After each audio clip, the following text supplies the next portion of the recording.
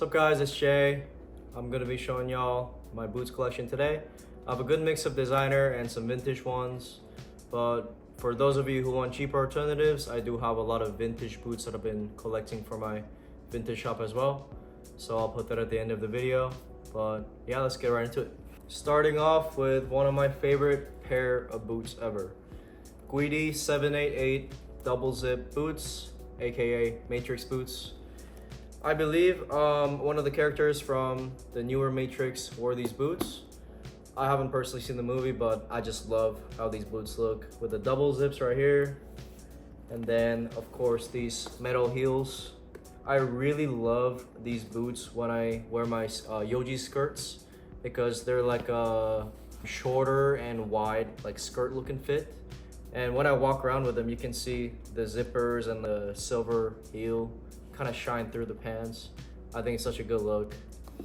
Very versatile. Obviously the silhouette has that classic 788 Guidi silhouette. I also don't try to wear these that much because obviously when I buy very expensive boots, I kind of feel bad for wearing them all the time since, you know, I don't want to damage it. I'd rather not risk it.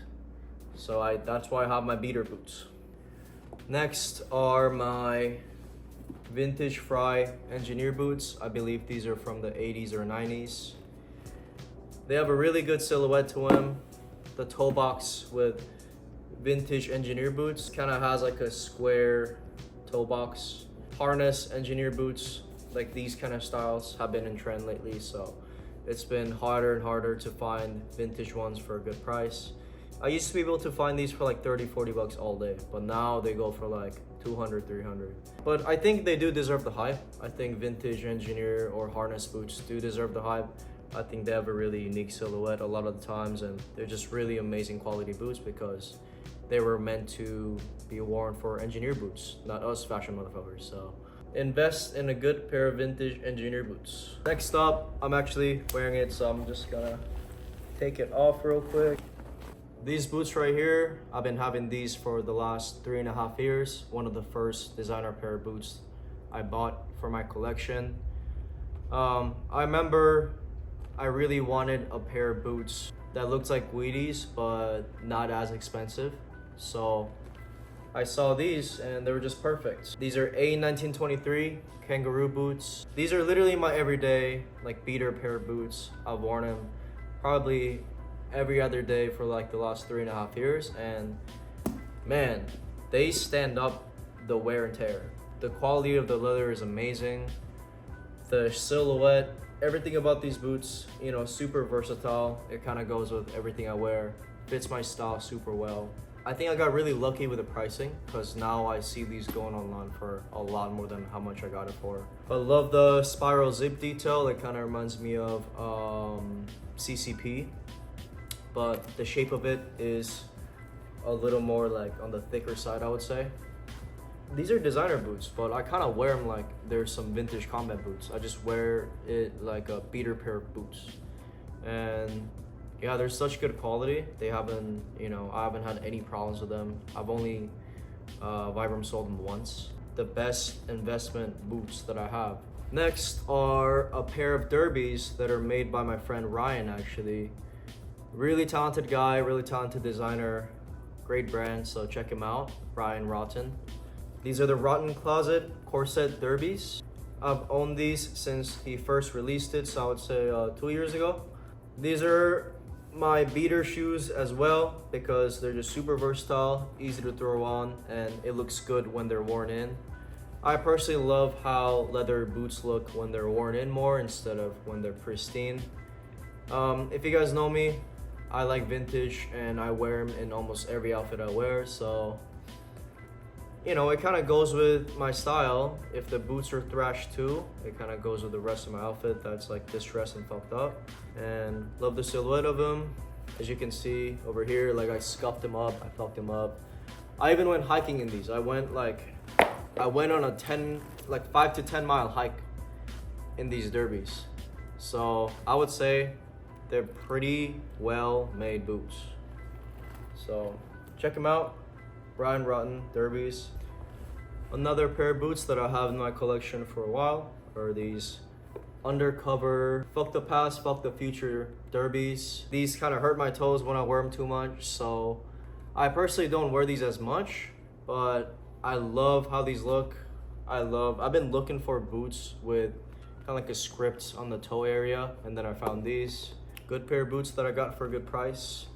The sizing of these, it was like a size medium. I'm pretty sure Undercover makes boots in like a small, medium, large, but I got a medium. So I wish they had like a larger medium, but they don't. So sexy pair of boots. Next are these Balenciaga harness boots. These are a lot more affordable than you think. I don't know about now, but at least when I bought it, I got it for a really good price. I think it was like $200 or $300. It has a square toe. I personally love square toes, and it's kind of scuffed in the front as well. So I like having these in my collection. I love the scuffing on them. Whenever boots have scuffing on the toes, I love how those look. It's kind of emulating the vintage combat boots that get scuffed up when you wear them. So yeah, Balenciaga harness boots. And these right here are another pair of Balenciaga boots. Pretty similar to the pair I just showed you. Actually, not too similar. I mean, yeah, no, it's not that similar. What am I saying? These are the Balenciaga Santiag boots with metal toes. Pretty sure these are from 2019. I think these look really great with flowy flare pants. I like how the pants drip over the boots. Next pair of boots are these vintage repro Frye engineer boots with studs on them. These are women's engineer boots that I just got off Poshmark for under $100, and these are obviously made to emulate a vintage style. It has a lot of scuffing in the front because I did those myself. For only $100, I think really good bang for your buck. Looks good with shorts and looks good with flared pants or any kind of raw denim. So yeah, Frye engineer women's boots. So guys, so different background because yesterday I forgot to film the cheaper alternatives, but engineer boots, vintage engineer boots, like I said earlier, they've been really trendy this year, so now you can't get it for as cheap as before, but you can still find them for a really good price. For example, this one I got for $50 only. I just bought it on eBay, and they're from the 70s or 80s, I believe. Really good silhouettes. You don't have to spend a bunch of money on designer boots to have a good fit and achieve this nice silhouette. Just need to wipe them down pretty well and make sure, just kind of trust your luck with sizing because they could be kind of weird with sizing. So if you want to measure your insole measurements and compare it, always ask for measurements if you're not sure. But yeah, really good alternative. Next pair of vintage boots are Red Wing 938 Dynaforce boots, and these are from the 90s. I got it for around $60-70.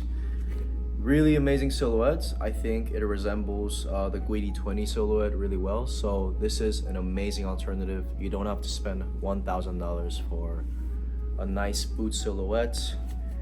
The patina, the fading on these are really good as well. The sizing on this one, it's a size 10, but it actually fits me pretty well too.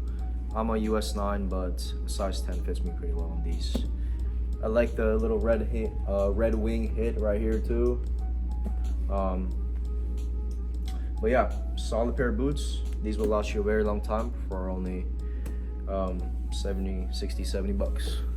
These are from the early 2000s, and it's really heavy, really thick. It is made for the Austrian military, so super well constructed, and I love these little metal eyelets right here. Nice detail, super good shape, nice thick pair of boots. You can beat these up and just get a new pair because it's really cheap. I think I got these for like $30 actually, with shipping maybe like 40. So if you want a solid pair of starter boots, and if you don't want a pair of Dr. Martens, you can get these for even cheaper than that. So Austrian combat boots, I highly recommend. That's how I personally started my boots journey. Do not buy those Guidi 20s if you have a part-time minimum wage job. Get these instead. Next are a pair of 70s Red Wing cowboy boots that I got from my friend Francis. Shout out Vonnegut Vintage. He gave me these for a really good price. I think it was, again, like 60, 70 bucks, somewhere around there. Yeah, great patina on these, great quality. If you take care of these well, these will last you a very long time. I would say it's a pretty, it's a slimmer silhouette on the toe box than the other ones I just showed you. Good pair of boots, Red Wings, any kind of Red Wings, any vintage Red Wing shoes I recommend. We got a pair of Daner boots that kind of looks like a pair of jungle boots, Vietnam era military jungle boots in my opinion. I kind of see the reference with this patterning of the boots right here, but it has the classic Daner silhouette from the front, metal eyelets, stubbier looking shape. I also wish they had the actual name of the brand. It unfortunately does not have the actual name of the brand, but just search online vintage Daner boots and you might find something similar. Invest in a pair of Daner boots. Also, it's Vibram soled.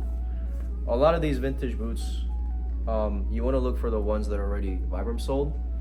You don't want a pair of vintage boots come in and then you see the bottom soles are all fucked up, because what's the point of getting a pair of boots for like 50 bucks if you have to spend 80 bucks on Vibram soling it?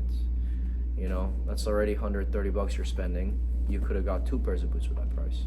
So always make sure when you buy vintage boots or any kind of used designer boots as well, that the bottom soles are in good condition, so you don't have to spend your precious time going to the cobbler and your precious money trying to fix up the soles.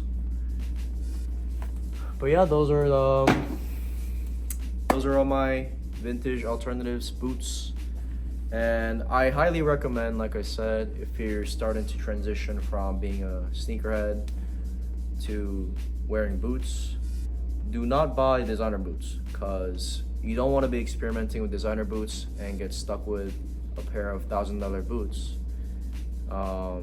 You want to just always experiment first with cheaper alternatives, because there's so many good options under 100 bucks.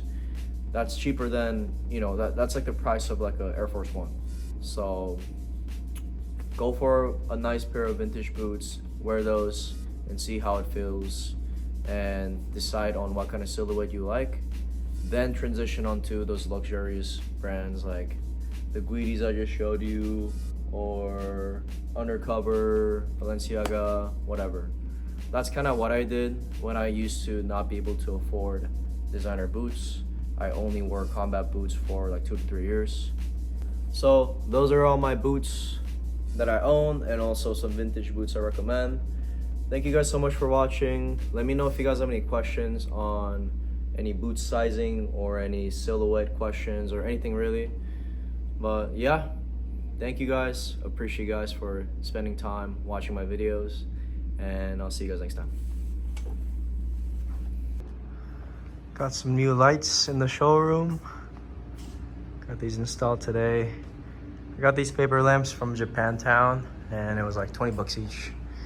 Comes in like this, like Noguchi style washi paper. So really pretty. Twofold. Hey! Beer fridge. Introduce our beer fridge. So, we got a beer fridge for the showroom, of course.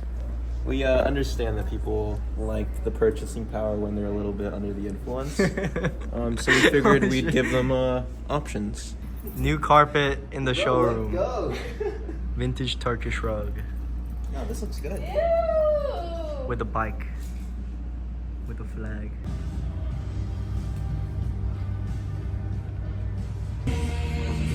Open house is live. Rick. Soji Cho. Turn around. Huh? Jason Lee. Chase Bangley. Hey, he's here. He's here. I need a Everyone's beer. here now. I need a beer. Oh wait, you see the mini fridge? Look at all the eight. Yeah. The tattoo Got one. the little bows. The bows by Asian ass the drinks and friend. shit. I'll cut his nipple soon, you know what I'm saying? What? Twofold after hours. Let's go. No, you're gonna be in my vlog. Distress Fest. Name 3 songs. We're gonna find some clothes from the Dust Bowl today. Oh yeah. Oh yeah. Yeah. We Trying to need get that this. shit. This 50s Our hunting list. quilted. 50s jacket with. You see that lining in that tag? Yeah. That lining in that tag? See that zip? Hopefully these are not all gonna be gone. Also, insane. Let's go. We need this one. Hopefully it's not Crispy. this big. I know, bro. We got these skull chains from Ozfest. Mine has a Harley wallet. Crazy patchworks. Pickups from Distressed Fest. Okay, so I got a bunch of shit. 30s or 40s, Frankenstein, patchwork denim, speed run.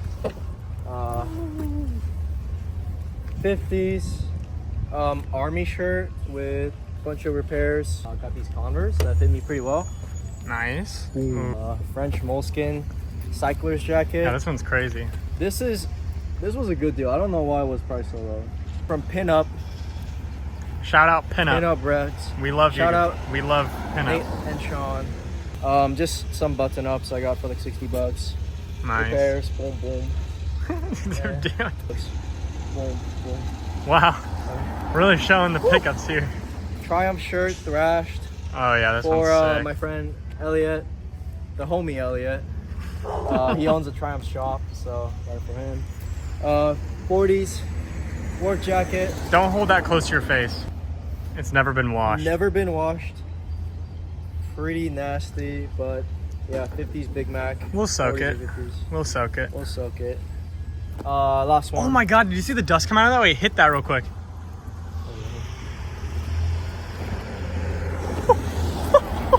Wait, dude. Ah, fuck. Holy shit.